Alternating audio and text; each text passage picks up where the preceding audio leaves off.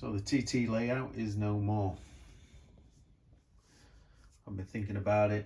I took it down originally from the other side of the room, then I put it back up at this side of the room, and I've decided that I'm going to let it go. The actual board part of it I have stripped down, the buildings and everything else, but all the track points and the HM6010s are still in place and everything. I thought it'd just be nice for somebody to get a good start base. It all runs, obviously you can see from the YouTube videos and everything, all the wires are still all in place.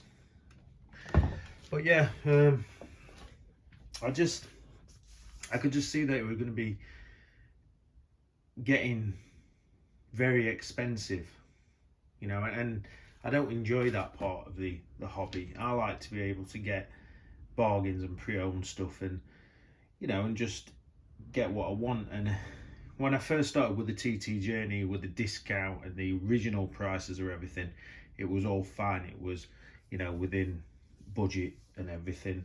But the way prices are going up, and obviously there's no 15% off and everything now, it's not for me.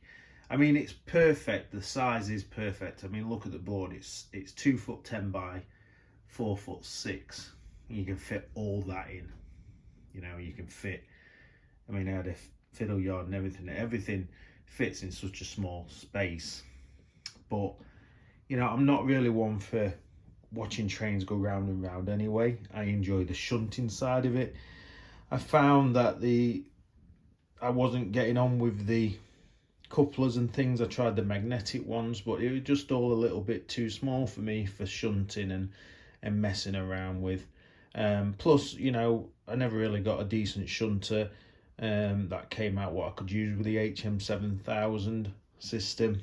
Once again, the HM7000 system, it is a good device and everything, but Hornby didn't promise, or I haven't gave them time probably, but they was going to do it a bit more like the Railmaster, where you know the points were on a plan and everything else, and that's not happened.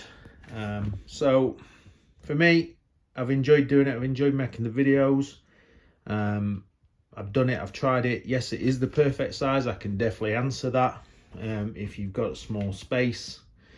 But for me, I still prefer the range and the size of the double O that you can get. You know, and it's, you know, you can still pick up locos for £30 on the pre-owned market on double O, and that's good enough for me just to mess about with. I'm not in this for spending £200-300, you know, on a loco.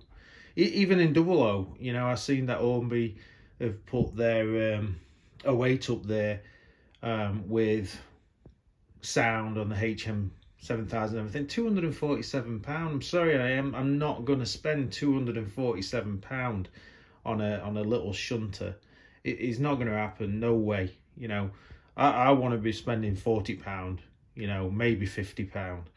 And that's it. I'm out at that. I don't want to be spending these kinds of money, and this is the problem. You know, the hobby is expensive, I suppose, you know, but it's as expensive as you want it to be. Maybe in 10 years time, if it's successful and it still goes and the pre-owned market is, you know, got loads of things to offer, and Hornby have done what they've done, and other manufacturers have delivered, you know, and got locos out and rolling stock and everything else, it might be a different thing.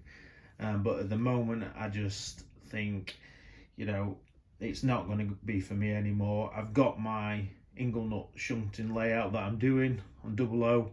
That fits in the space good enough, and I'm happy with that. And I can, you know, I can buy, you know, second-hand locos and everything offline, and I can run them in and run them out, and you know, that pleases me.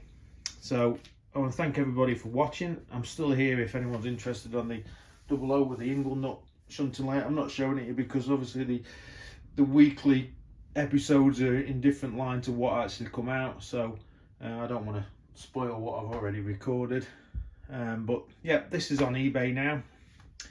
They're gonna that's on for bidding, so whoever wins that will get themselves a good start. I'm not looking for mega bucks for it or anything. It'll go for what it goes for, and then, you know, I can get this moved on. Everything else that I'm selling, I am selling separately. It's all ready to go on eBay and boxed up, but I'm just waiting for a decent 80% listing fees from eBay before I put all that stuff on. So everything what was on that layout will be sold separately, but the track and point work and 6010s and all the plugs and everything else, I mean, the 6010s in the transformers alone will be worth, you know, or cost £100. So, you know, whoever wins this at a decent price, they'll get a good layout. So, all right, thanks for watching, and we'll see you in the next one.